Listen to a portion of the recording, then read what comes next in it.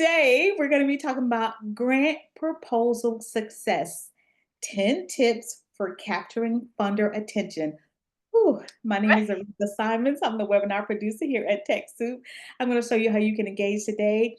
The first thing I do want to tell you, when you close the screen, there's going to be a survey that's going to pop up. We would love to know. It's just 2 questions, take you 2 minutes. Let us know what other topics you want to hear from GrantStation and TechSoup.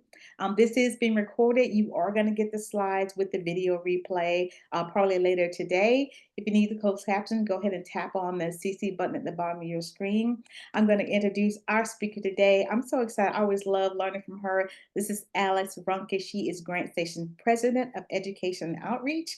She's raised over $45 million in federal, state, and private grant funding. So she kind of knows what she's talking about. So I'm going to go ahead and turn this over to you, Alice. Thank you so much for being here, and I'll see you at the end. Bye-bye. Wonderful. Well, thanks so much, Aretha, for that great introduction. I'm going to go ahead and share my screen and we'll go ahead and get started. I like that we have a group from all over the place. I think it really lends to a lot of different perspectives and what's going on in our different areas. And so it's really fun to have you all here today. So just so you know, we have some people in the background. Um, I'm going to be in the foreground doing the bulk of the presentation. And then I just realized I spelled Aretha's last name wrong. Sorry about that. But we have Aretha here and also Haley, both from TechSoup. And so if you do have TechSoup related questions, they'll be in the background there to answer those questions. And then Jeremy Smith is from GrantStation as well. He's our learning and engagement specialist. And Jeremy's one of my major sidekicks on webinars, and he is going to take your questions and categorize them and ask those at the end. And also, if you have questions just about what GrantStation is and what its value is, Jeremy will be there to answer those questions as well. So we have a pretty simple agenda of just those 10 tips that I was speaking about that will really help you align with the funder and provide them with the information that they need. And then with that as well, I have kind of, with each tip, I kind of have resources that can help you, develop that better or things you can take offline and work with your staff or board or volunteers or whatever to kind of help you create maybe some of these systems. And then we'll save that, last 15 minutes or whatever for question and answers. I do want to just bring up, we have our annual TechSoup promotion going on. It's only 2 days in February. It's the best bargain you're ever going to get a GrantStation membership. And so we're kind of here letting you know ahead of time to mark your calendars so that you can get the GrantStation membership for only $119 on TechSoup. Nice little Valentine's present for yourself. So we're going to kind of start with just being prepared. Also, none of these tips are in any particular order. So it's not that like number one's more important than number 10. They're just how I was thinking when I was putting these together. So with the first step of just being prepared, a lot of times, you're going to find a funder who releases a set of instructions, which is also called a request for proposals or a notice of funding availability. There's lots of different terms, but they will lay out there what their instructions are. And sometimes you have just a very short amount of time in order to submit your grant applications. And so with that, I think you really want to work ahead of time to sketch out your different programs so that when that opportunity does arise, you have the time to put together a more coherent, consistent application. So, there's things that you can do without even knowing what the funder is going to ask you for, because they are going to ask you about that need in your communities and what your target population is challenged with, what are they struggling with, what area is it that you're addressing.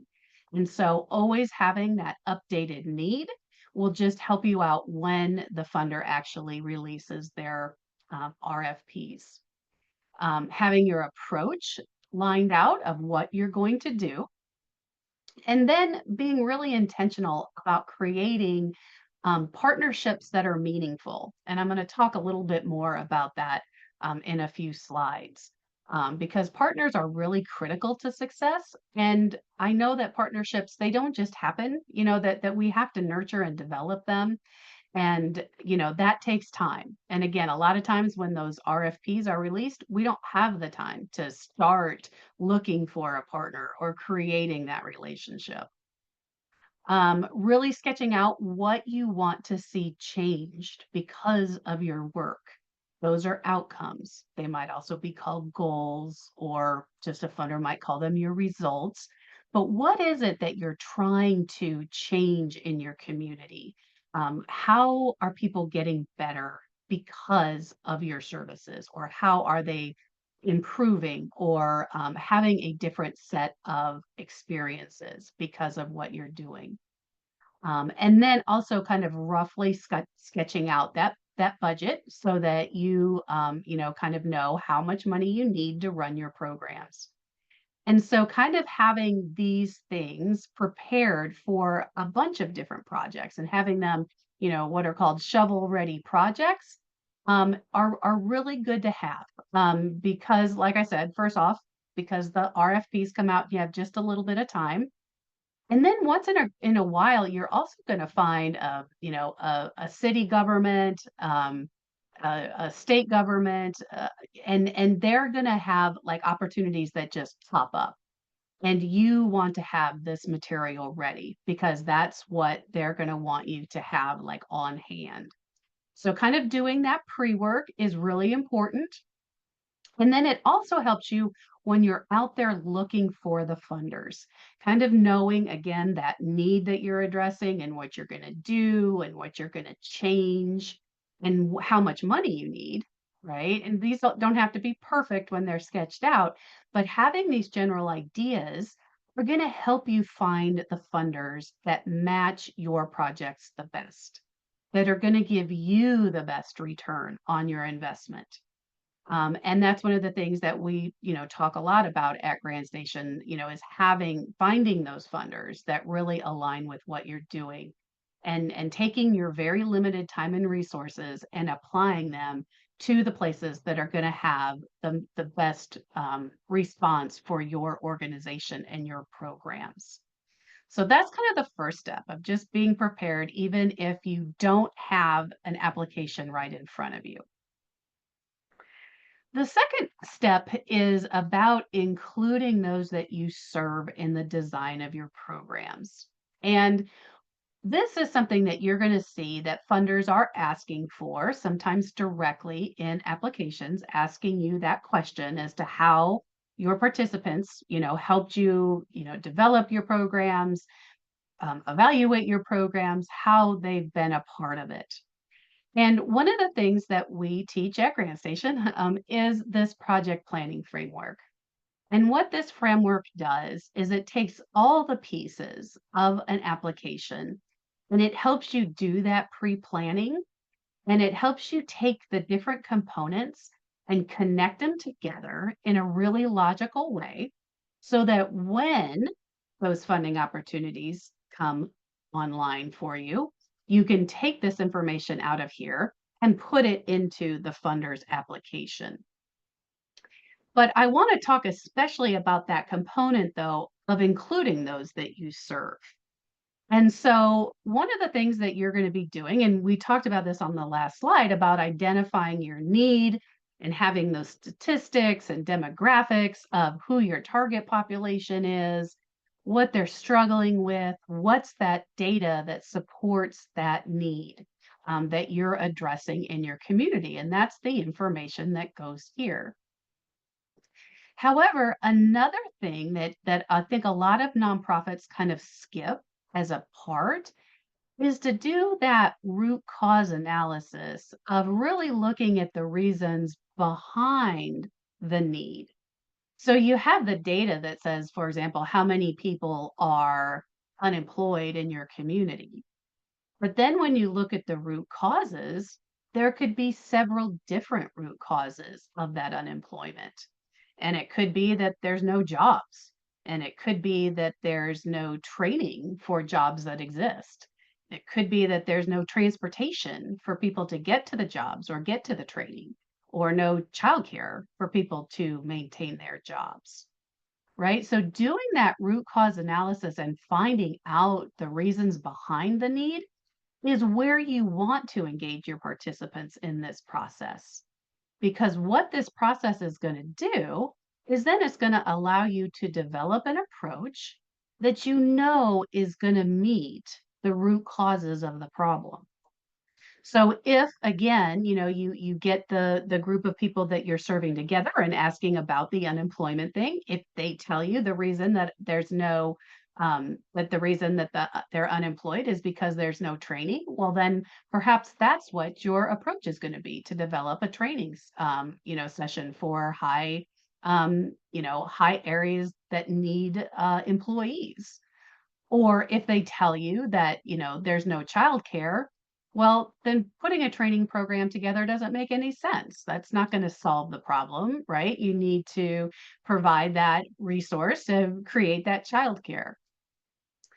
Another thing that this allows you to do, and this is going to connect into partners as well, but it also allows you to look at the issue that you're addressing and identify partners who are working on different areas of the problem than you are. So again, let's just kind of go back to the same thing. Let's say you're developing the job training programs, and that's what you're asking for in your grant application. That's your approach. You still might want to find that organization that provides the transportation, or find that organization that has the childcare, or work with the employers who are trying to create more jobs in the areas in which you're training, and incorporate their resources into your approach. And again, we'll talk about other ways we can find funders, but this kind of using this process, really helps you again know that you're actually designing programs that meet people's needs. And then it helps you identify partners to be able to look at the issue more holistically and have a bigger impact. So there's other places where involve your participants if it's in evaluating your programs and those sorts of things. But this is a great place to kind of start that process if you don't involve them, because they're going to help you develop the best program to meet their own needs. And that's just going to help in your overall sustainability as a program or an organization. You're going to be able to show the best outcomes of how people improved because they were part of that design. So it's really a best practice, but it's something that is sometimes just not on the top of our heads. So it's kind of skipped. And it really helps us to make sure that we're really taking grant dollars and putting them to the best use. I had sent to Aretha some of these different handouts, like this project planning framework. There's a couple more in the presentation, and I'm also sending you these as attachments that you can use in your own work and take back to your staff or board or whoever to help you um, do some of that work. So kind of continuing on with those meaningful partnerships, right? Again, partnerships take time to develop and all that sort of thing. And so, like I just said, that root cause analysis is a great way to start to identify those partners.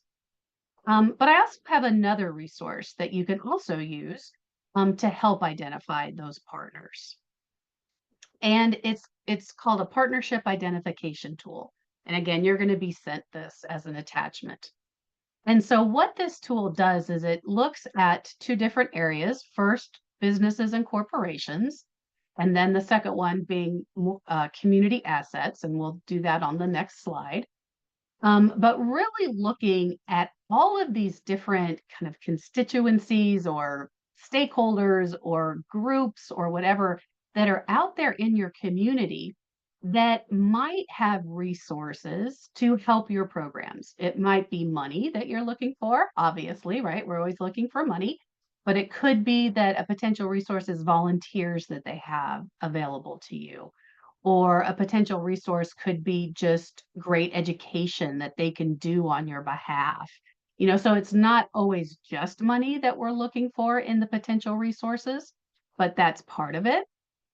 And then looking at what you offer to that business and corporation or to that community asset that's out there, and how the work that you're doing could help advance their goals and objectives as much as yours, right? So I kind of have this broken down into some different categories of people to look at.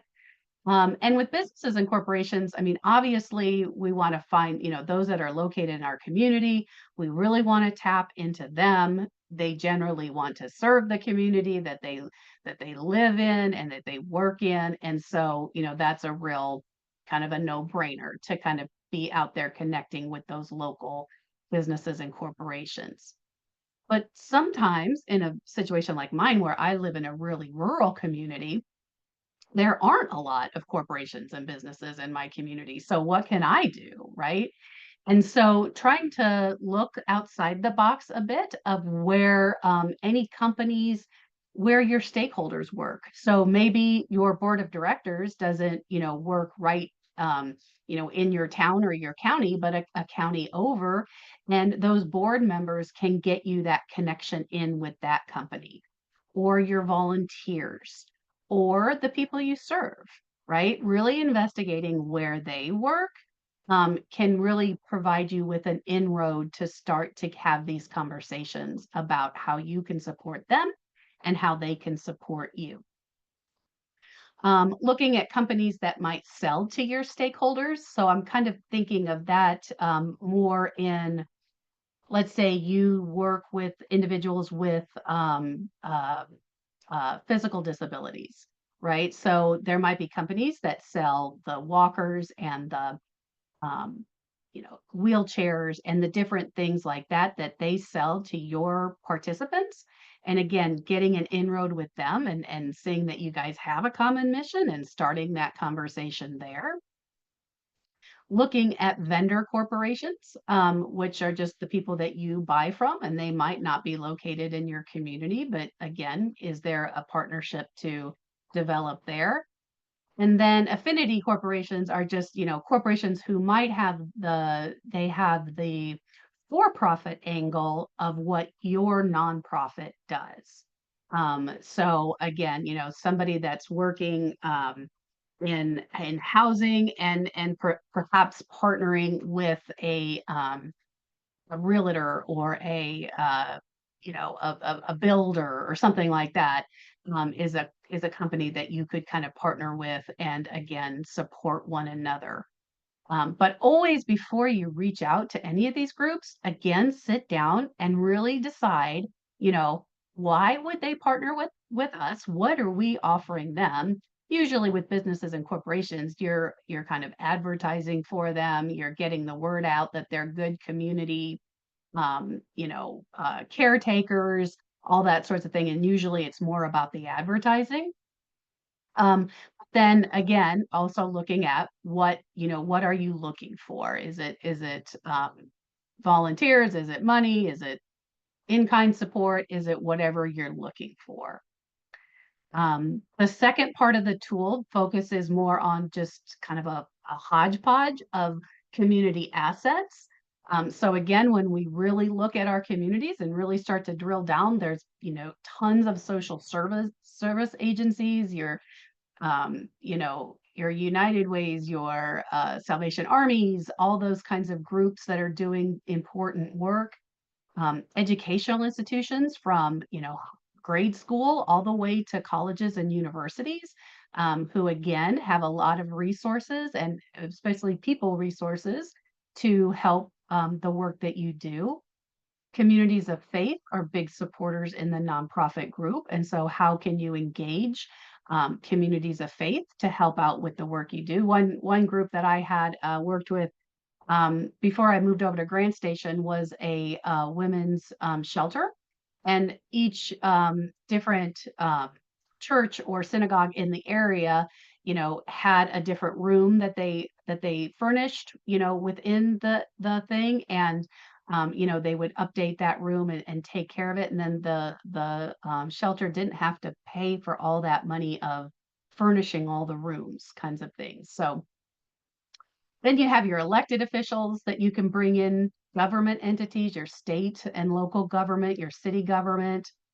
There's always lots of different civic groups out there, like your Lions Club and your Rowatans and your, women's clubs and things like that to engage with. Community gatekeepers, I think, are people who they don't have that title over their head, but you know them. You know that they're the people that once they join in on a project, that other resources, other people, other money flows.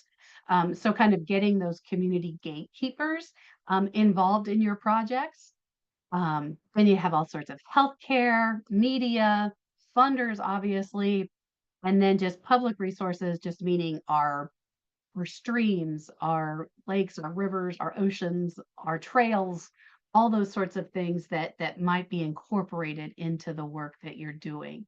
So again, just thinking really broadly, just doing brainstorming sessions at the beginning when you're doing this. Don't limit your thought process. Just let people brainstorm ideas, and then you can come back and refine those afterwards. But another great way to just really reach out to find additional partners, because that is something that funders are not only just looking for, but it's really required. If you try to come in to an application without having partnerships, a funder is usually going to be that's going to be scored very low. They want to see that you're using other community assets to the best of your ability. Um, my next tip has to do a little bit more with your writing and how to engage that funder so that they kind of want to read your application. And so just a couple of things that, when you submit a grant application, there's going to be a set of reviewers. It might be paid staff at a foundation or a state agency, or it might be community volunteers who volunteer their time to review applications and make recommendations to the board of the foundation or to the state government or whatever. And so I want you to realize that you don't want to make any assumptions about what people know about your organization, what you do, what the need is, all those sorts of things, that they're going to be scoring your application based on what you write. So sometimes, again, I hear people say, well, people know, I live in West Virginia, people know West Virginia has a really high poverty rate and this and that. And, we don't need to tell them. And I'm like, yes, you do. You do. People in Utah don't know what's going on in West Virginia, right? And so you don't want to make any assumptions. Even if you're like submitting something to your county commission, don't assume that they know the data behind whatever it is you're dealing with. If it's, substance abuse issues, or kids in foster care and what's going on there, whatever it is you're doing, don't think that they actually know this data. Like, you want to put it in there. Um, as you're writing, you want to eliminate your jargon as much as possible, or try to make it as understandable to someone who's not in your world every day. And that can be hard because we kind of write based on, what we know as we're writing these things, but kind of again, treating each application like a blank slate to educate, and not making assumptions that they know what these acronyms stand for or what these things mean, because again, like I said, they probably don't. And so you're educating them as you're as they're walking through your proposal. And then I always write providing the information that the funder is asking for, the data, the work plan, the timeline, the partners, whatever it is that they ask for. I'm obviously answering all their questions, but I'm also trying to kind of tug on their heartstrings at the same time. So providing the information that I need, but trying to paint a picture for them so they can, see your participants and kind of get a feel for what people are experiencing. And it could be from the need section of why they're, what the challenges are when Alice doesn't have the literacy skills to do X, Y, and Z. And what impact that makes on Alice's life and her kids' life, right? And so, having the data about those literacy levels, but then trying to connect at heart as well. And then just with your writing, you can also be interesting with your writing. It's not a creative writing class or anything like that, but you do want to write in a way that, again, engages the reader. They want to continue to read. And a lot of times that is the heartstring part is what's kind of making them continue. But I have done grant review a lot in my life, and I've read applications where I have been so bored I can hardly make it through the application. And you don't want to put the reviewer in that situation where it's like a chore, right? You want it to be where they're like, oh, this is all really fascinating information. I want to continue reading. So I also write in a really simple kind of conversational style so that, it can still be formal, formal writing and everything, but that it's in a way that I'm telling you a story and answering all the questions that the funder has. So this is just a good thing to kind of keep the funders, engaged and continuing to read your applications. Now this number 5, is quite what I'm gonna call a no-brainer, and, like, why would following the directions actually make you be a standout? And, the reason is because people really don't follow the directions. I mean, it is really, really surprising when you are in that situation of reading applications, on the funding side, how people don't follow the instructions. And funders give very, very detailed instructions.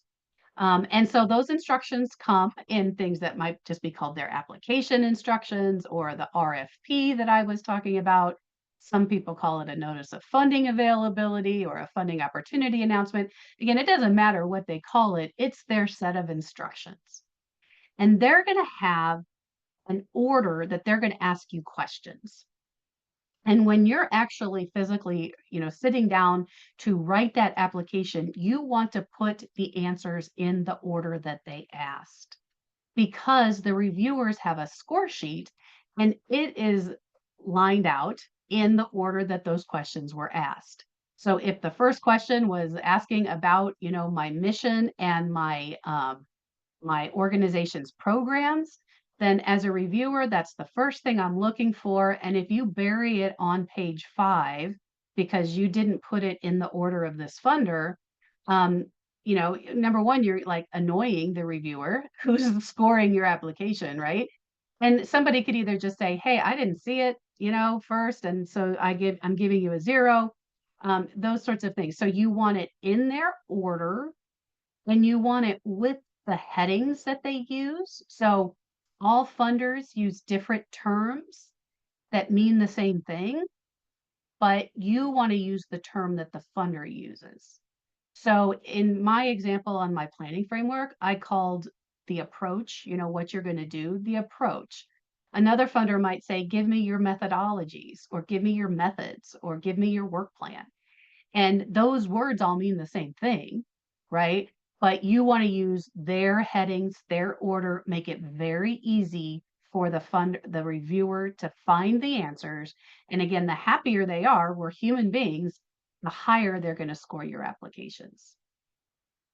Then there's all sorts of different, nitpicky rules that go on with a lot of applications of, character counts, which I know everyone kind of has head exploding moments when you have those tight character counts or page limits, what font sizes you can have, all that different thing, what, page margins you can have, all those sorts of things. So again, a funder can be they can be incredibly strict about it and just say, hey, if it's not in this order, not in this font, not done this way, we're going to not even read it.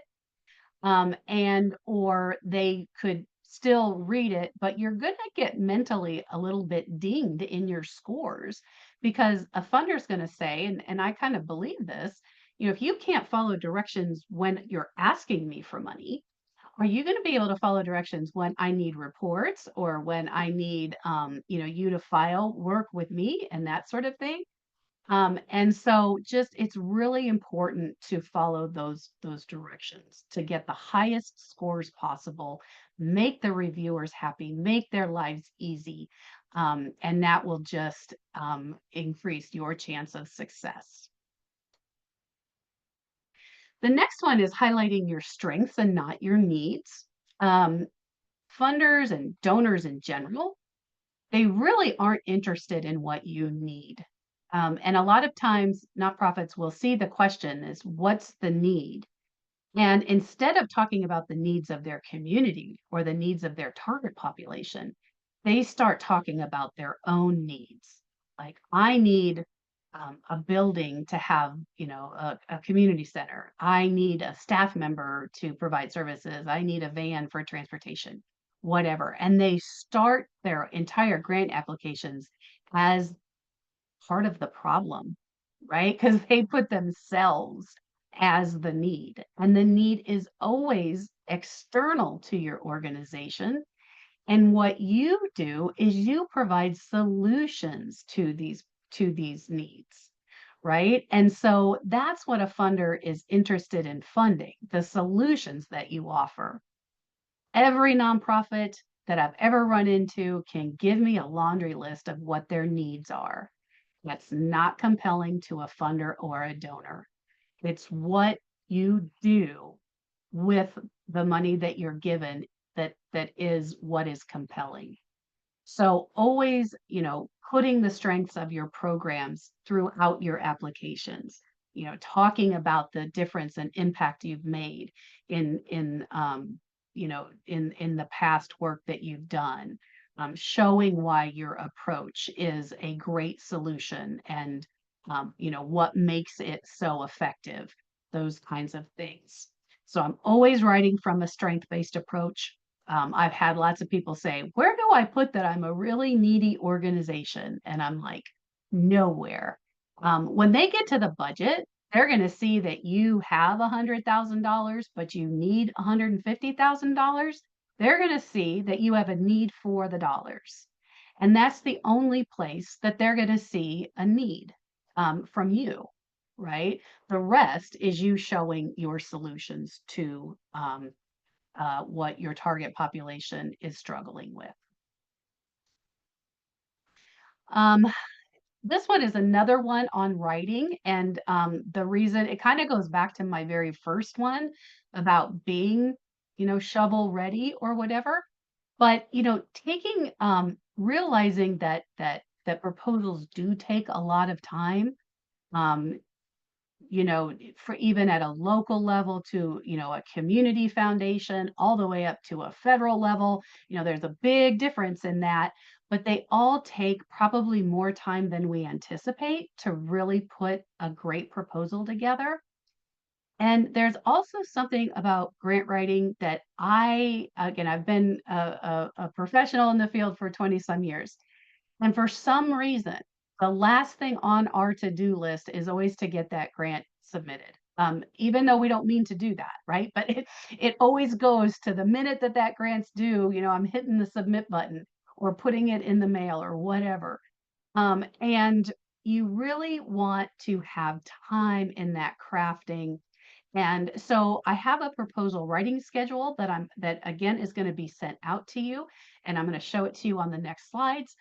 That can really help you, especially if you're working with several different people in your organization, to put a proposal together, how to keep people accountable, how to really understand all that needs to be done, and then how to also, when we're looking at the due dates and times, that's, usually a pretty much set in stone due date and time. So if a funder says, you know, 11:59 on January 31st, then you can't submit it at February the 1st.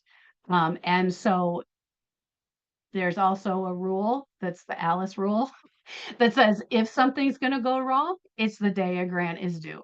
So that's the day your internet's going to go out or your power is going to go out, or something's going to happen and you're not going to be able to get that proposal submitted, and that's the day that a grant is due. So always try to back it up at least a day. Now, some people recommend, a week or 2 weeks, and I would say, yes, that's great. You can back it up a week or 2 weeks. I just know it's not very realistic in workflows that happens. But at least give yourself that one day so that, again, if the internet goes down, you can still get that thing submitted tomorrow, get some troubleshooting, go find a McDonald's that has internet and sit there and do it, whatever the case may be. And then also adding in that time to have your applications reviewed by other people in your organization or people not related to your organization, or using things like ChatGPT to help you improve some of your writing and things like that, which ChatGPT can be a great editor. So taking what you've written and using that as an editing tool. So I'm going to send you this, like the whole page, and you're just seeing half of it. But what I always did was to take whatever the funder required as all of their required documents that need to be submitted in the application, and I would write all those down first. And then I would just make a simple timeline of what has to be done and who's responsible for it and when it has to be to the next person, right? Because again, what happens a lot, if you're writing the proposal and the person that uh, you're writing it for the one of the staff members, and they haven't given you a list of the program's accomplishments or anything like that, well, you need that in order to write that background section, right? So they can't wait and hand it to you the day before the grant is due and expect you to incorporate that very well into a proposal. So having that work, keeping others responsible, keeping them accountable, so that it's not, always, I found it just like as a writer, it's like every week was finals week because people always pushed everything to the last minute. And this can at least help some of that. And then the other thing is just, the common attachment. So, here, you have the project narrative, and that's telling your story about, what the need is, what you're going to do, how you're going to evaluate. Then you usually have your budget and your budget narrative. I'll talk about that in a second as well. And then these are just what are called common attachments. So these are things that, they just ask you to attach to your application. And so having a file of common attachments, having it where like once a year somebody goes in, updates that board member list, puts the most recent audit or the most recent 990s in this file, the current organizational budget is, updated. Just having a process where you do that on a, an annual basis. Everybody has access to these common attachments, can just help everybody in your organization who has to submit applications. And these documents, again, they're required as part of submission. So again, a funder could say, hey, you didn't submit your current organizational budget as an attachment. I'm not going to read your application. So a lot of times, if these things aren't included, they're not even going to read it. So, while they sometimes seem like, oh, they're not that important, they still are documents that are critical to the success of your applications. So don't submit old documents or things like that. Um, 8 is talking about kind of being cost effective. So, when we look at our budgets are usually just forms that that have, what we're asking for and then how much we're asking for, right? So they provide some context. I'm asking for $20,000 for the executive director's time. Asking for $10,000 of the program coordinator's time, this much in travel, this much in supplies. But the budget numbers sometimes aren't in any context because it's just a number. It's like, so it's 20,000 I'm asking for. So then you kind of go, well, is the executive director only gets paid $20,000? Like, because there's no context. And that's where your budget narrative comes in. It is the thing where you put all those calculations of your budget numbers and providing any sort of justification for that. So, budget narratives are really, really important for people to understand your programs and what you're asking for. So, in the budget narrative, for example, it might be that the executive director actually gets paid $60,000 a year, and we're only asking for a third of his or her time, and that's why we're only asking for $20,000. And so it puts the numbers in that context. And so then you're looking at it saying, okay, yeah, and I saw that that was, the executive director wasn't working full time on this project. They didn't have as big of a role, right? And so, a lot of reviewers will review the budget and budget narrative first and then start to go to your application and look at your project narrative and start to say, okay, I'm looking for that executive director and what their role is gonna be, or that program coordinator. So that's, really important for them to understand just the numbers.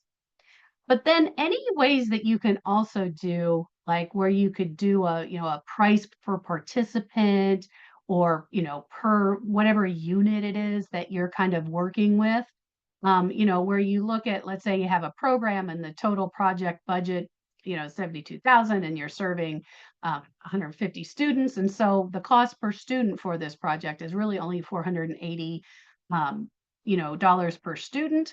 And then when you connect that to the outcomes and you see that, 95% of the students graduate on time, or whatever it is that you're doing, then it's like, okay, that's a really good return on investment. For only $480, we're really increasing this graduation rate or retention rate or whatever. And it's like, wow, that's really worth, the money that we're going to be providing you. And then sometimes, depending on the kind of work that you do, you can also show kind of what the cost savings are of some of the outcomes that you achieve. So again, let's say that you're working in the unemployment and, trying to get people employed. Well, part of the cost savings is, that at the end, what is, unemployment costs to the state? What, if somebody isn't employed, what cost would the SNAP benefits be to a person who's unemployed? And by getting them employed, right, then you're reducing the cost of unemployment and the SNAP benefits and any other benefits that they would get. So if you can, that kind of depends on what your topic is, but if you could show what that, how you're ultimately saving money for, the state, or for, individuals, that can really just, being intentional about showing that information can really make your projects really stand out. Okay, we're getting towards the end. I've got 2 minutes or so, but I might go a little long, but we'll still get to your questions. One of the ways that I think is one of the best ways to write successful proposals and to learn more about, kind of how to just do the process, is by reading successful proposals. And so you can ask other people in your networks, can I read, grants that you've received? And they might say no, but you'll find that people will say yes. Um, on GrantStation's website, if you're a member or not, we do have award-winning grant proposals that have that they're both government proposals and then private proposals to like foundations and things. And there's a lot of different, areas. Some are health, some are housing, some are, youth, whatever. Um, but even reading a really well-written proposal that isn't even in your area of interest can just help you start to figure out, what do I want to emulate in my writing? What made that so strong? How could I incorporate that kind of idea into my writing? And so just reading those proposals really helps. If you're working at a federal government level, you can always request copies of successful federal proposals through the Freedom of Information Act. So if you are, next year, you want to apply for the Drug Free Communities Grant through Substance Abuse and Mental Health Services Administration, you can request copies of successful drug free community grants. And those can really help, again, just start to break down what made it successful. Again, what can I emulate? And then also, just either this would be the list of current and past grantees that is kind of at a federal level. You'll see that they'll have the previous grantees and who's getting the grants now. A foundation also might have that on their website, who's getting funded now, and asking them for copies of their proposals, or if they won't, provide that to you, at least having a conversation with them, just talking with them about the process and, what works and those kinds of things, what successes they've had. I do find that people are pretty open to that. If they, won't give the application up, that's one thing, but to talk you through, how their projects are going and how many people they're serving and what's happening, that you can get a lot of good information to help you incorporate that into your proposals. Another thing that I don't have on here, but it would be along the same line, is just becoming a grant reviewer. That your local United Ways, your community foundations, your state agencies, all the way up to federal agencies, use volunteer reviewers. And so I found that staying very active in grant review made me a better writer, just kept me always striving to do better, and that sort of thing. So those are just ways that I think you can really cheaply increase your skills.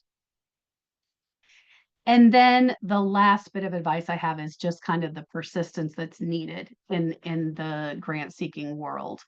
Sometimes, it does feel like rolling that giant rock up a hill, but sometimes it's just that, that your timing is off. Sometimes maybe the funder is focusing more on rural communities than urban communities this year, or this year they had a whole lot of applications, and so it was more competitive. So sometimes it just takes a few tries to get there. You can always ask for reviewer comments. Some funders will provide it to you. Some funders won't. Some funders will just talk to you about it. But you can always call them up and ask them. Don't call them up and argue with them, like, why didn't I get funded? But say, we really thought that, back to my first slide, that we were a really good match with your vision and mission. And can you tell me, any ways that we can improve our application and for the next round of funding? And again, usually they'll tell you something, like, well, we wanted you to have more partnerships, or you asked for too much money, or whatever that they'll tell you. So that's a good way to just, again, continuously realize that, this is a process. It's really not a one and done. It either works or it doesn't. You get better, you learn things. And so, if you invest that time in developing these proposals, how do you then take a no and take the work you've already done and get it to a yes? And that's your own persistence in the process and working with the funder and improving your programs over time. So that gets us through all 10. Before I start with questions, I do want to also say, again, don't forget our 2-day sale. The the 11th and 12th. And if you are saying, if you're on here and you're like, I don't even know what GrantStation is, why would I buy it for $119? Jeremy, who is on the line with us here, is going to do a free webinar for you on February the 5th, showing what GrantStation is, all the tools we use, how you can use it to find those funders, help you develop a grant seeking strategy, find those grant opportunities, and then write proposals. So, with that, I think I'm going to go ahead and let Jeremy uh, work on some questions and answers for us. That sounds great. Thanks again. Thank you everyone for being with us today. There are some great questions that have come in, so we're going to go ahead and start to tackle all of them as they came in, sort of the order they were here. A couple of them were about GrantStation, about what's the best way to organize things in a project, how can I better find grants for various purposes, what's the best way to find grants. Well, guess what? All that can be answered on February 5th, or by simply purchasing the GrantStation special that we have coming up the 11th and 12th, where you can pick up a year of GrantStation for $119 only through TechSoup. If you have questions about that, please feel free to ask them in the chat. We have two experts who know everything about TechSoup there. So ask them the questions. Try to stump them if you can. They probably would love that. But before we get to that, let's do some questions. So this came from Pam Schultz. When you sketch out projects, Alice, are you recommending a full draft of things like the need statement, or really just bullet points that you can expound upon when you see the actual questions? You can do it either way, but Pam, I usually kind of do it more in a bullet point kind of way, as I'm starting and let's say filling out that program planning framework, that I'm getting the pieces, right, of what that need is. And I'm not writing the whole story, but I'm saying this many people are unemployed, this many, this is what my community is like. And so I'm more outlining the answers that then I will craft later, to tailor it to that funder's directions and that sort of thing. But the first step is just laying it all out and connecting the pieces. And then from there, then you can pull that information out. And once you plan it once, then you can apply to 10 different funders using the 10 different funders set of instructions, and it's not extra work. It's a way to be more effective and efficient in your writing. Excellent advice there. Yep. Daniel asks, can you give an example of involving those you serve? I know this has come up in some other webinars in the past. Yeah, so that's like a situation where you have a target. I'll give you a great example. Try not to make it to last too long, but it was one time when I didn't involve those that I served when I was running a program. So I was doing capacity building work with nonprofits in the state, and one of the things that we were doing was their technology needs because the organization that I worked for had a big technology component. So we did free, workshops all over the state, and I would do them on grant writing, on board development, on strategic planning. I'd fill every seat. It was awesome and wonderful. I go to this technology stuff, and I set these sets of workshops up, and I got like 12 people total to show up to four different trainings, right? Like, so like three people at each training, like terrible results, right? And I'm sitting there going, why didn't anybody show up? And then I said to myself, why don't you ask the nonprofits what their technology needs are? And so we went back to our list, and said, what technology needs do you have? And I was doing this real theoretical kind of stuff, and they wanted to sit in front of a computer and learn how to use PowerPoint to make presentations, and how to use Access to manage their lists of their donors and things like that. They wanted that hands-on technical stuff. And so then when I involved them, then every seat was filled after that, right? But I didn't include them. I did something, but I didn't do what they needed because I didn't ask them. And then once I asked them, I could do exactly what they needed. So that's a mistake that I made that I learned from right there. So yeah, Sherry that's how asks, you do it though. Yep. Sherry asks, what do we do when we're too small for an audit, but the year's financial statement was approved by a board, and they're a 4-year-old all volunteer nonprofit? too small for an audit, but okay. So some funders are going to require that you have an audit. And if they do, I would suggest one thing. First, I would call them and see if they have a workaround for the audit. Some organizations will say, okay, well, submit me your 990 and your balance sheets and your profit and loss statements, and we'll take that in lieu of the audit. Then other funders are just going to say, nope, you can't submit without an audit. So in those cases, what you need to do is, work with, try to find a fiscal sponsor to help you, to that would be the actual applicant. You can look at there's like the National Council of Fiscal Sponsorship. You can look in your community at another organization maybe that does that or has that ability to be a fiscal sponsor for another organization. But that's one way. I had a small organization that didn't have an audit, and it was a state grant, and they partnered with and got a fiscal agent, and so they were the actual applicant. We wrote the application and everything, but they were the applicant, and then the fiscal agent was the audited group, and then my client actually did the work and ran the programs, right? So that's what you have to do there.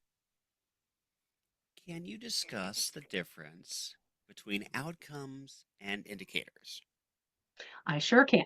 So, outcomes are usually general statements of how people change. So, outcomes are things like, I want my participants to learn, um, you know, uh, I want them to learn the skills to balance their checkbook and, do different things. I want them to do something like actually go open a checking and savings account. I want them to improve their credit scores ultimately, right? So those are kind of just like statements of change. When you get to the indicators, that's where you're putting the concrete, measurable things around those outcomes that you can measure. So that's where you're doing things like getting specific, measurable. If you're used to SMART objectives, it'd be the same thing, specific, measurable, achievable, realistic, and time framed. And so those are the qualities that you will go measure, the different things concrete things that you will go measure. I really encourage you to go out and Google like logic models for whatever work it is that you do. You'll see examples of outcomes and indicators, and you can like look at how other people are doing it. Also, like ChatGPT and those chatbots, they use outcomes and indicators correctly, as in terminology wise. And some funders don't use it correctly terminology wise, right? But they also can develop, ideas that you can at least, start from and think about how you might change or adapt to your own projects. So that's the difference there.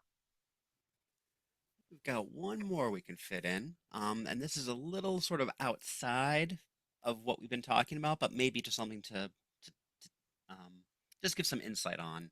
Um, they've enjoyed what we've done today. They're wondering about if there's any advice on funding outside of grants. They're hoping to attract funding that isn't as transactional. But I was wondering, can't grants also be set up so they're not as transactional? It's just more having a good grant strategy. So it's not just relying on only one grant to give you all your money. It's not having all your eggs in one basket. I know you know how to say this better Yeah. than I do. Right. No, no, no. And I think you're right. I mean, you want to have more than one strategy, right? You don't want to be completely reliant on grants or completely reliant on one type of grant, like a federal grant, right? But I think that funding outside of grants, to me, like we're talking here about a funder and this and that, but almost all also translates to a donor, right? That a donor, wants your solutions, not your problems. A donor wants you to follow their instructions on how they want to donate to you. I think all of the things that we really talked about, with the exception of the writing, it translates to how we're working in our communities and, having events and educating people and all those sorts of things. So it's not the same exact strategy, but I think they're just the opposite side of the same coin, and you're still using the same ideas. It's just that you're going out to a different population to get the dollars. If it's a, special event, or if it's a major donor, or if it's a sponsorship from a corporation, right? Like, so I think most of these things really apply across the board. I think they really do. And a lot of this information can actually all be found as part of a membership at GrantStation through our multiple sections. We have many articles that go in depth into them. We even have tools that let you track the funding that you have coming in from grants and also coming in from non grant revenue. There's a lot of stuff that we'll be talking about in our next webinar, free webinar, of course, on February 5th. That's maximizing GrantStation, exploring new tools and features for nonprofits with myself, along with two of my cohorts who know everything about grants and research. So I encourage you to sign up for that to figure out if GrantStation is the right fit for you, especially at this incredible discount of $119 before you ask. Normal price, just directly from GrantStation, $6.99. You do get a discount buying it through TechSoup to begin with, but this is the lowest price TechSoup offers it all year. So keep that in mind. And I think those are all the questions we have time for, Alice. I think so. I thank you all for being here. Appreciate your time, and I hope to see you on another webinar soon.